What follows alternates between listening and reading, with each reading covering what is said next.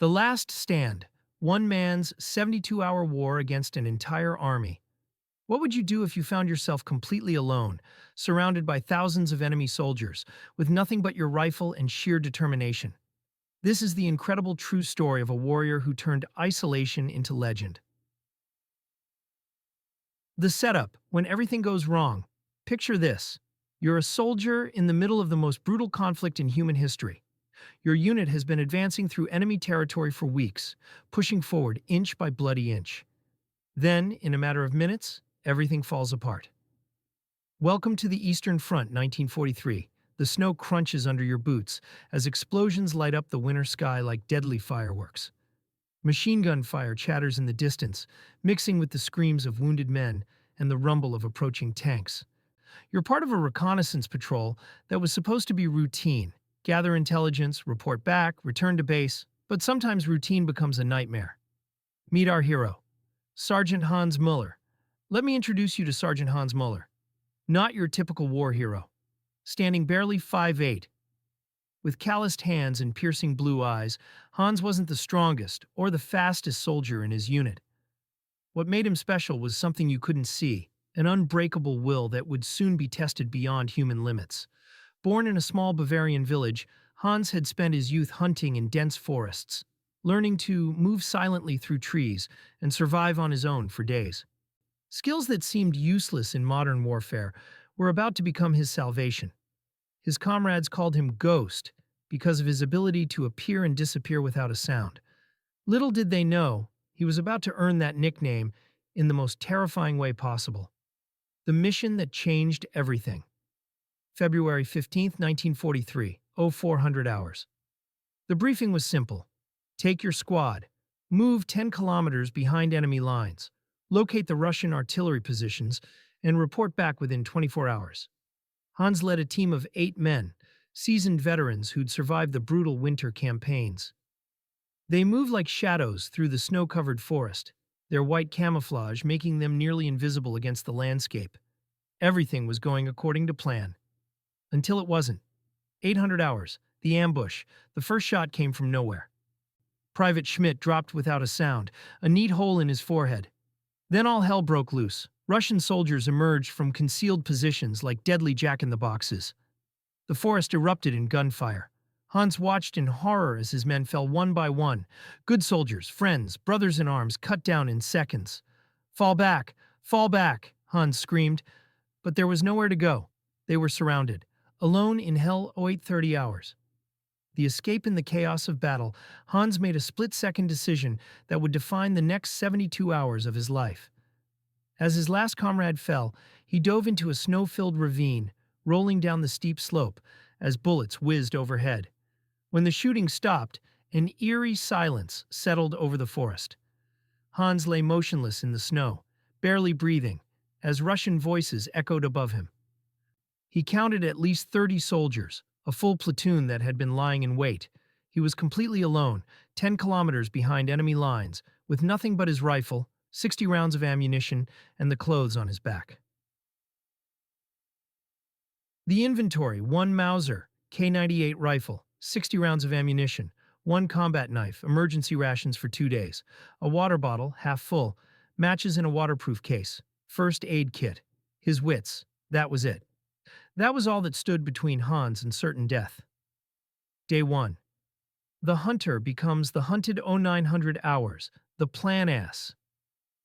Hans lay in that frozen ravine, his mind raced. He had 3 options: surrender and likely face execution. Try to make it back to friendly lines. Fight. Hans chose option 3, but this wouldn't be a conventional fight. He couldn't take on 30 soldiers in open combat. Instead, he would use the forest itself as his weapon, turning his hunting skills into instruments of war. 100 hours. The first strike. Hans spent hours observing the Russian patrol patterns. They were confident, almost casual. After all, they'd just wiped out an entire German squad. They never expected a lone survivor to fight back. The first Russian soldier died without knowing what hit him. Hans had positioned himself in a tree overlooking a game trail the Russians were using. When a lone soldier passed underneath, Hans dropped silently behind him, his knife finding its mark before the man could cry out. One down, 29 to go. 400 hours. Psychological warfare. Hans didn't just kill the soldier, he sent a message. He positioned the body in a way that would be discovered, with the man's own rifle pointing back toward the Russian camp. When the patrol found their comrade, Hans watched through his scope as fear crept into their faces. The hunter had become the hunted, and they knew it. 800 hours. The night belongs to the ghost. As darkness fell, Hans began his real work. Moving through the forest like a specter, he picked off isolated sentries with precise rifle shots. Each kill was calculated, designed to maximize psychological impact while conserving ammunition. The Russians began to panic. They'd lost 4 men, and their invisible enemy seemed to be everywhere and nowhere at once. They started firing at shadows, wasting ammunition and revealing their positions. Hans smiled grimly in the darkness. Fear was his greatest ally now. Day 2. The Noose Titan's 600 hours reinforcements. Arrive. Hans woke to the sound of engines. Through his binoculars, he watched as 2 trucks arrived at the Russian camp, disgorging another 20 soldiers. The odds had just gotten worse. 50 soldiers now hunted 1 man. But Hans had learned something crucial during the night. The Russians were scared. They moved in large groups, constantly looking over their shoulders. Fear had made them predictable. 800 hours. The trap hand spent the morning setting up an elaborate trap near a frozen stream. Using his knowledge of the terrain, he created a killing field where the Russians would be forced to cross in single file. He rigged a fallen tree to create a choke point, then positioned himself in an elevated position with clear fields of fire. All he had to do was wait. 100 hours. The killing field. When the Russian patrol approached the stream, they walked straight into Hans's trap. The lead soldier stepped on a carefully placed branch that snapped loudly, causing the entire patrol to freeze. In that moment of confusion, Hans opened fire. His first shot dropped the patrol leader. His second took out the machine gunner. Panic ensued as the Russians scrambled for cover that wasn't there. In less than 2 minutes, Hans had killed 6 men and wounded 3 more, but he'd also revealed his position. 100 hours. The chase now, the real hunt began. 50 angry, terrified soldiers converged on Hans's position, but by the time they arrived, he was gone. Like smoke in the wind, he'd vanished into the forest. For the next 6 hours, Hans led them on a deadly game of cat and mouse. He'd appear long enough to take a shot, then disappear before they could respond. Each time, another Russian soldier fell. 800 hours. Running low as night fell on the second day, Hans took inventory. He'd killed 14 Russians, but had only 20 rounds left. He was exhausted, hungry, and beginning to feel the effects of exposure. But he wasn't finished yet. Day 3. The final gambit, 500 hours. The last stand. Hans knew he couldn't keep running forever. His ammunition was nearly gone, his strength was fading, and the Russians were closing in. It was time for one final desperate gambit. He chose his ground carefully, a small hill overlooking the Russian camp with good fields of fire and multiple escape routes. If he was going to make his last stand, it would be here. 800 hours, the message using his remaining ammunition. Hans began picking off Russians with surgical precision. But this time, he wasn't trying to hide. He wanted them to know exactly where he was. This was his challenge. Come and get me. 900 hours. The assault. The Russians accepted his challenge. 40 soldiers advanced up the hill in a coordinated assault, their officers shouting orders as they climbed. Hans waited until they were in the perfect position, then opened fire with everything he had. His shots were precise, deadly. Each bullet found its mark, but there were too many of them. This was it. The end of the line. Soon 30 hours. The miracle. Just as Hans fired his last round, the impossible happened. The distant rumble of engines filled the air, growing louder by the second. Through the trees came the distinctive silhouette of German tanks, a relief column that had been searching for the missing patrol. The Russians, caught in the open on the hillside, were sitting ducks. The tanks opened fire with their main guns while machine gunners swept the slopes clean. In minutes, it was over. The rescue against all odds, 1,000 hours. Friendly Forces Captain Friedrich Weber couldn't believe what he found on that hilltop. One man, barely conscious, surrounded by empty shell casings and the bodies of enemy soldiers. The official count would later show that Sergeant Hans Mueller had single-handedly killed 28 Russian soldiers over 3 days. Mein Gott, Weber whispered as he knelt beside Hans. How did you survive? Hans looked up with eyes that had seen too much. I didn't survive, sir. I just refused to die. The numbers, 72 hours behind enemy lines, 28 confirmed enemy kills, 60 rounds of ammunition, all expended. One German soldier who refused to quit. The aftermath. Legend is born February 18, 1943, Field Hospital. As Hans recovered from exposure and exhaustion, word of his incredible stand spread through the German army like wildfire. Soldiers who had never met him spoke his name with reverence. Officers studied his tactics. Enemies whispered about the ghost of the Eastern Front. The official report was classified, but the story lived on in the whispered conversations of soldiers around campfires. How one man had held off an entire company for 3 days. How he'd turned the forest into his personal battlefield. How he'd proven that sometimes one person can make all the difference. The decoration Hans was awarded the Knight's Cross of the Iron Cross, one of Nazi Germany's highest military honors. But when asked about the medal later, he would only say, I didn't fight for medals. I fought for the men who died beside me.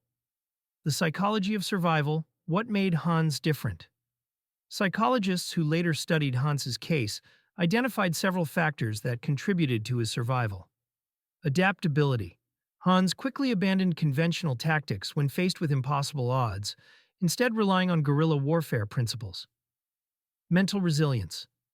Despite watching his entire squad die, he maintained focus and clarity of thought under extreme stress. Environmental knowledge. His hunting background gave him intimate knowledge of forest survival and movement. Calculated risk-taking. Every action was deliberate and purposeful, designed to maximize impact while minimizing exposure. Psychological warfare. He understood that fear could be as powerful as bullets, using terror as a force multiplier. But perhaps most importantly, Hans possessed something that can't be taught or trained: an absolute refusal to accept defeat. The tactical breakdown day. One analysis. Hans established psychological dominance, early used stealth and surprise to maximum advantage, conserved ammunition through precise shooting, exploited enemy overconfidence. Day 2. Analysis. Adapted to increased enemy presence, used terrain to create tactical advantages, maintain mobility to avoid encirclement. Continued psychological pressure campaign. Day 3. Analysis recognized the need for a decisive action. Chose ground that favored his strengths. Forced the enemy to fight on his terms. Maintained discipline even when facing overwhelming odds. The human cost, the price of war. While Hans's story is one of incredible courage and survival, it's important to remember the human cost. 28 Russian soldiers died during those 3 days. Young men with families, dreams, and futures that were cut short. Hans himself was forever changed by the experience. Those who knew him before and after said he became quieter, more introspective. The weight of what he'd done, what he'd been forced to do, stayed with him for the rest of his life. War doesn't create heroes, it reveals them. But every hero pays a price. Lessons from the forest, what can we learn? Hans's story teaches us several powerful lessons that extend far beyond the battlefield. Adaptability is survival. When conventional approaches fail, the ability to think creatively and adapt quickly can mean the difference between life and death. Mental strength matters. Physical capabilities have limits. But mental resilience can push us beyond what we thought possible. Knowledge is power. Hans's hunting skills, seemingly irrelevant to modern warfare, became his greatest assets. Fear can be conquered. By refusing to let fear paralyze him, Hans turned a desperate situation into an opportunity. One person can make a difference. Against impossible odds, a single individual with determination and skill can achieve the extraordinary. The legend lives on modern military training today. Hans's tactics are studied in military academies around the world. His ability to conduct effective guerrilla warfare with minimal resources has become a textbook example of asymmetric warfare. Special Forces units train in scenarios based on his experience, learning how to survive and fight when cut off from support. His story has inspired countless soldiers facing their own impossible situations. The memorial, in the forest where Hans made his stand, a small memorial now marks the spot. It doesn't glorify war or celebrate killing. Instead, it honors the incredible human spirit that refuses to surrender in the face of overwhelming odds. The inscription reads simply, "To those who fight alone and those who never stop fighting." The questions that remain. What would you do? As we finish Hans's incredible story, we're left with some profound questions. What drives a person to fight when all hope seems lost? How do we find strength we didn't know we possessed? What would you do if faced with impossible odds? When everything falls apart? What keeps you going?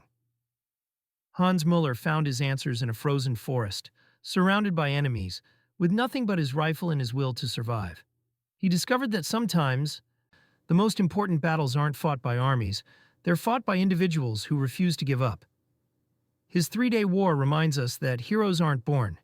They're forged in the crucible of impossible circumstances. Epilogue. The man behind the legend after. The war Hans Mueller survived the war and returned to his small Bavarian village. He never spoke publicly about his 3 days in the forest, preferring to let others tell the story. He married his childhood sweetheart, raised 3 children, and lived a quiet life as a forester. Those who knew him said he never lost his ability to move silently through the woods, and children in the village would sometimes catch glimpses of him watching over them during their forest adventures, a guardian angel who'd learned to fight demons. Hans passed away peacefully in 1987, taking his memories and his pain with him. But his story lives on, inspiring new generations of people facing their own impossible battles.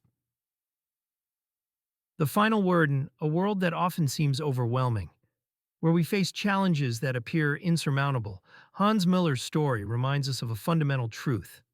We are capable of far more than we imagine. Sometimes all it takes is refusing to quit. When you face your own forest, surrounded by your own enemies, remember the sergeant who fought alone for 3 days. Remember that courage isn't the absence of fear. It's acting despite that fear. Remember that sometimes one person really can change everything. And sometimes the most important victory is simply refusing to surrender. What's your impossible situation? What's your 3-day war? Share your thoughts in the comments below. And remember, if Hans could survive 72 hours alone against an army, you can survive whatever you're facing today. Don't forget to subscribe for more incredible stories of human courage and determination. Because in a world full of ordinary people, sometimes we all need to remember what extraordinary looks like.